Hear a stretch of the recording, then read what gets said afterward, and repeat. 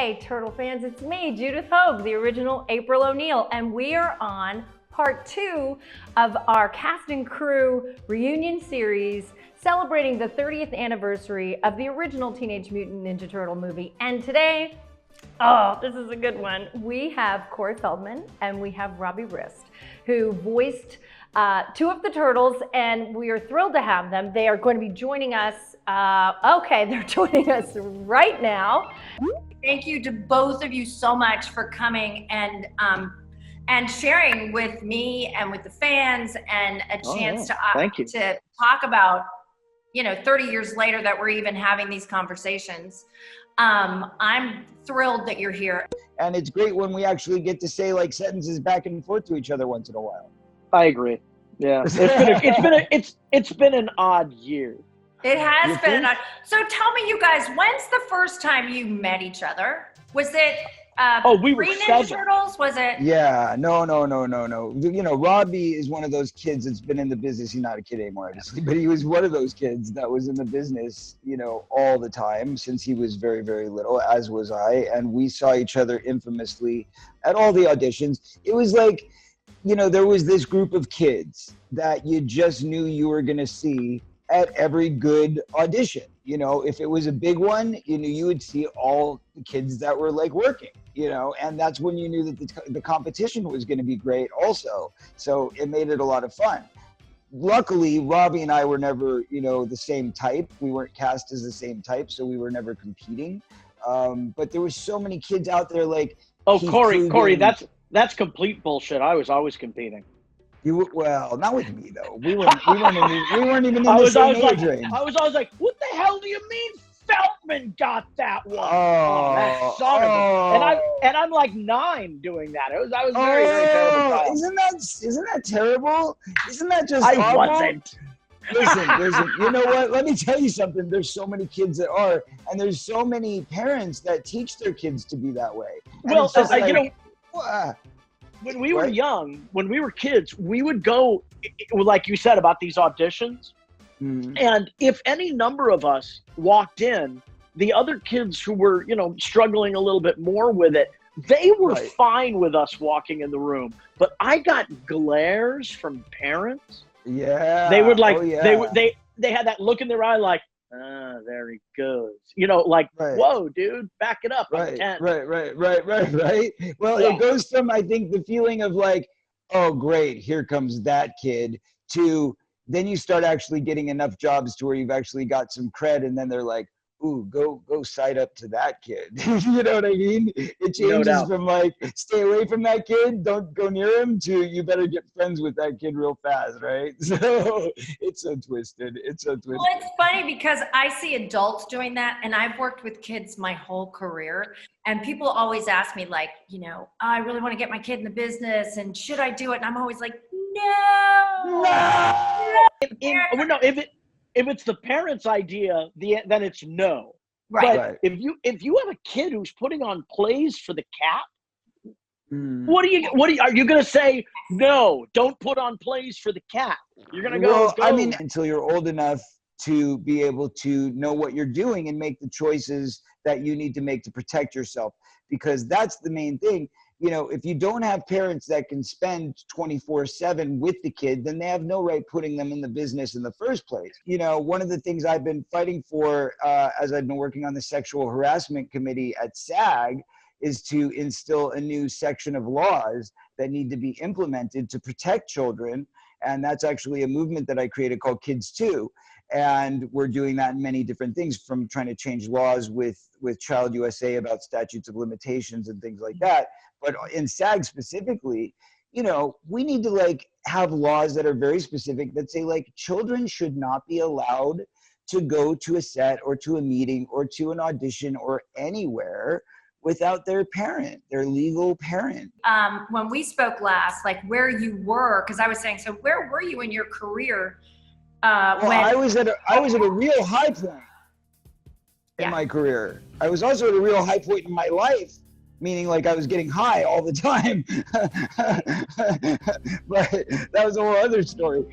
No, that was like really, the apex of my teen stardom crashing down and my, reckoning with all of the trauma from my past and having to go through that damage that I had to go through to get to the healing.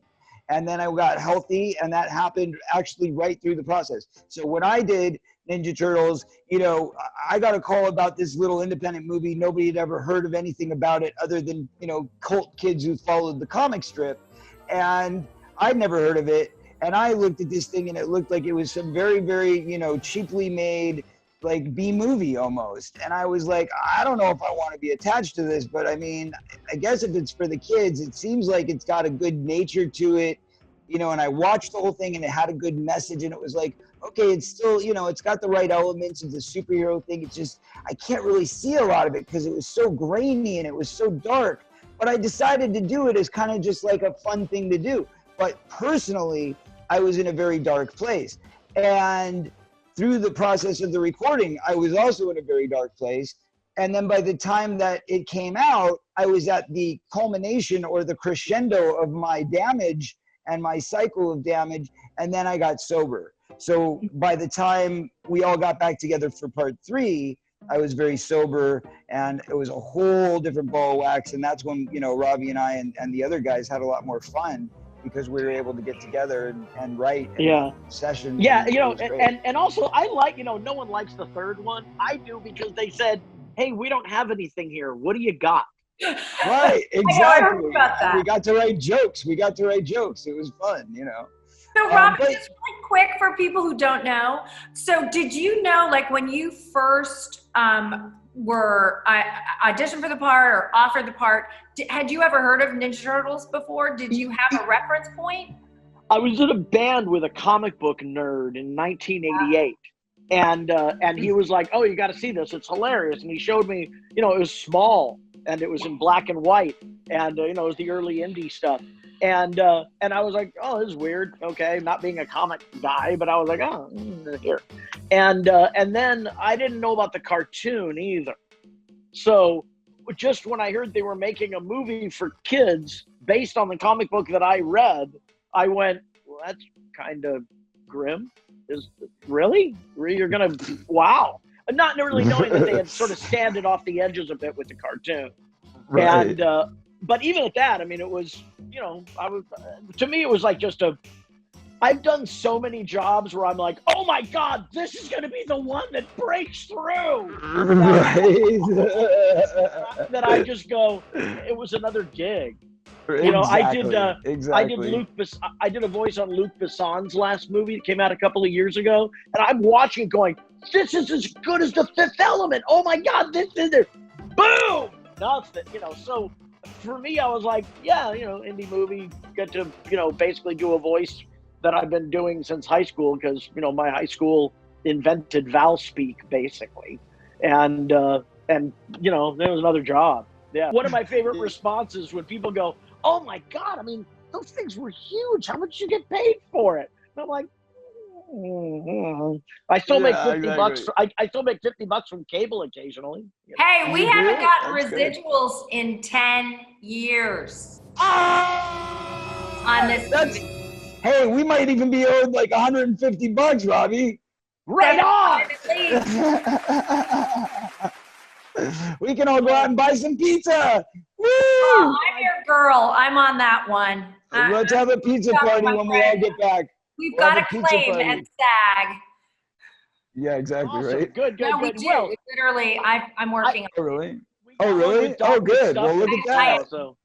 You rock it, girl. You get it. All paid more than the 55 cents that you got the first time. Would you ever have actually been able to handle wearing the suit, or would you just have ripped it? Oh, I would have loved it. I would have loved it and loved it and loved it for about a week. Yeah. And then after the week was over, I would have been like, if you make me put the damn thing on again, I'm going to kill you. Right.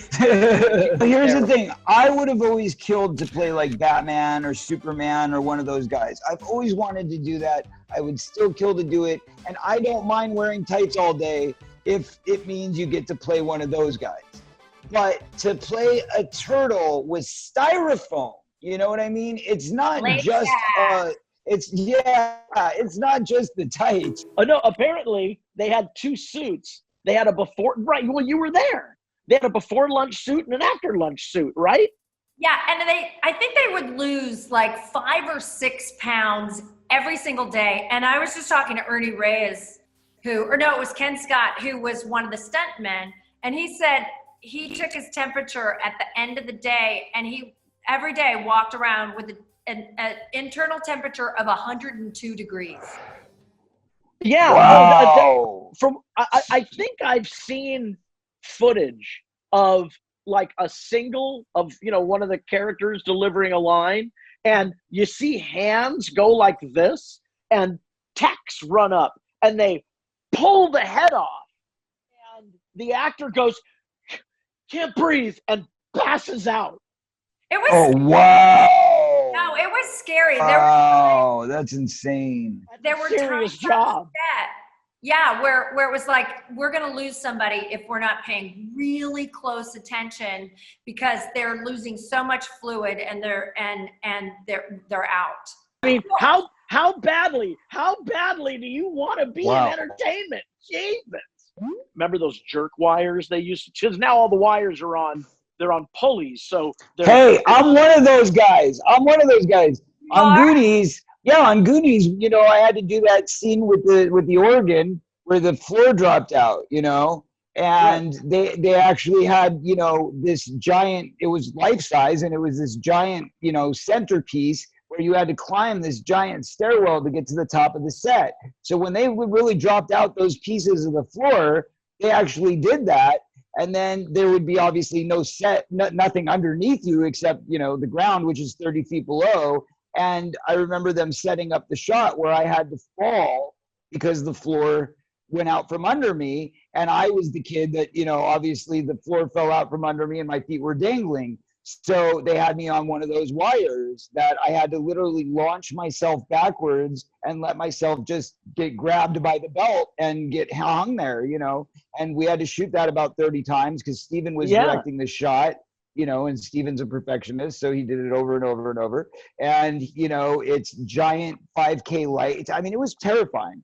I'm looking back at the ground, which is 30 feet below, and there's a crane, and there's giant 5K lights, and there's a whole crew of people. I mean, if this little tiny wire on my belt snaps, I'm done. And I had a fear of heights. But also if they kill you, it does, they're not going to try to kill. They would owe me a lot of money. That's right. They're not going to kill you. But you don't know that when you're 11. You're like, dude, they're making me jump off the back of a building with my, backwards, and my feet are dangling above an entire crew. So anyway, the point being, not that it was anything wrong with it. It was a stunt, but, it definitely doing that 30, 40 times and all the various types of stunts we did on Goonies, and then right into Stand By Me, right into Lost Boys, and so much physical activity that my back I've got like 3 slip discs.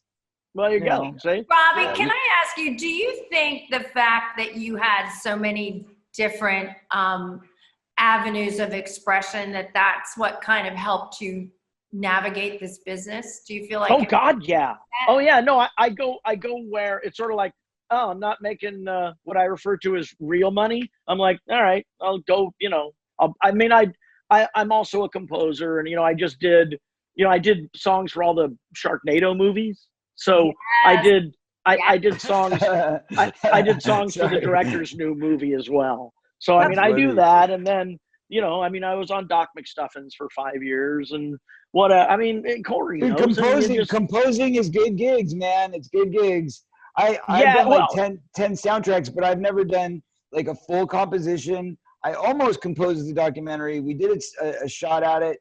But then it felt like I don't want it to be all about me. You know what I mean? So we got a composer who was actually great, and then I ended up just doing a song. But that said, I would like to at some point. Corey, I would like you got a composer who was a different kind of great.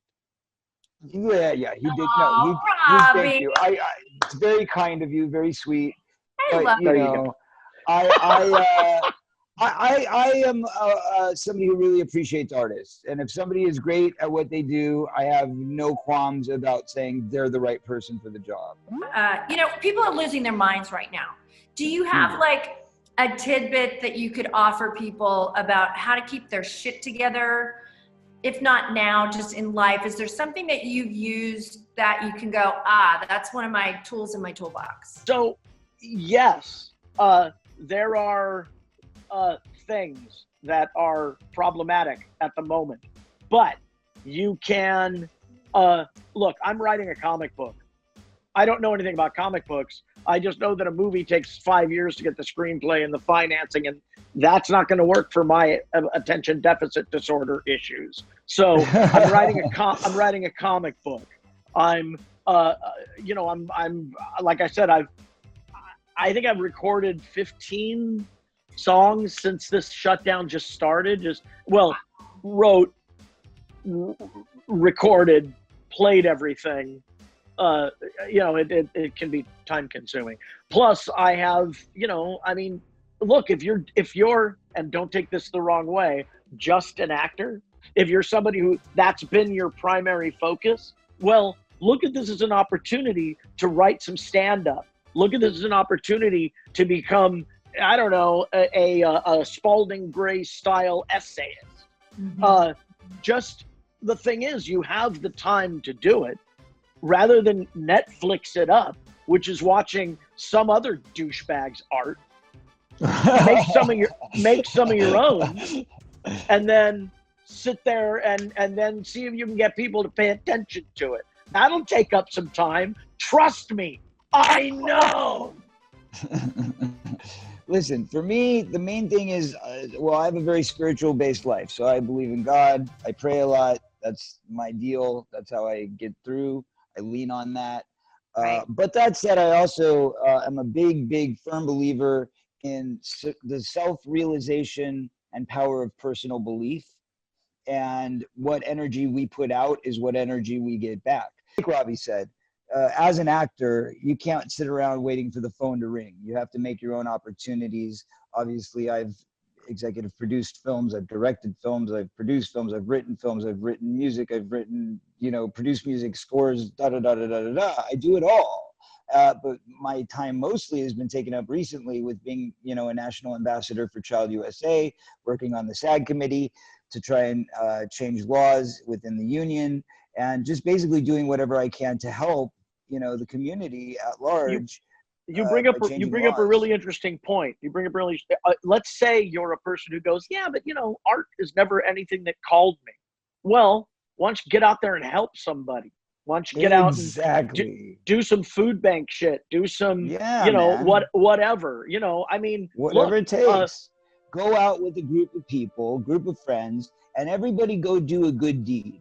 Go do one good deed and share it. And show everybody what you did, not because you want credit, but so that you can get other people inspired to do the same. I'm doing a thing called Mikey's Heroes. I think I told you about it, Corey. But every much just a fundraising thing. But I think I've raised not a whole huge amount, like a little over $1,000 at this point. But I've been really low key about how I've been doing it, just kind of putting it up on my Facebook page and saying, hey, do you want to be involved? But, I just made, I think, $300 for a local food bank. That's nice. Yeah. The thing is, I don't know, like my goal with this thing is to find a cause and hit up all the, hit up all the turtle people and just go, hey, we're going to go tackle this. One of the things that is so evident to me, when I first started doing Comic-Cons, was that within that environment, you have this wild spectrum of people who are all completely flying their freak flags. And everybody is so generous with everybody else. The guy who's wearing, the beer cans on his head, everybody is like, yeah, great. That was me. Sorry. But there is a level of allowing and compassion and joy, and that happens in those convention centers that I would love to see people take out into their lives. It's like, we may not all agree with each other. I don't think we were ever intended to all agree with each other, but can we be civil with each other?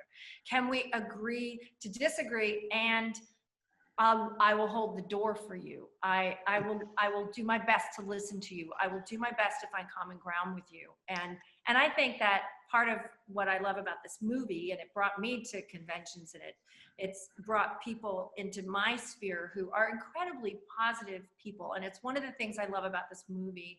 And it seems like everybody who's attached to it, as I get to talk to them now, 30 years later, I'm hearing this same heart-centered, loving, compassionate openness, like Corey with what you're doing and Robbie with what you're doing. I mean, I'm just honored to be involved in a movie. Maybe we didn't get to know each other then, but now to watch what you're doing on the planet, I find it really interesting about this movie about guys in rubber suits that we did 30 years ago, that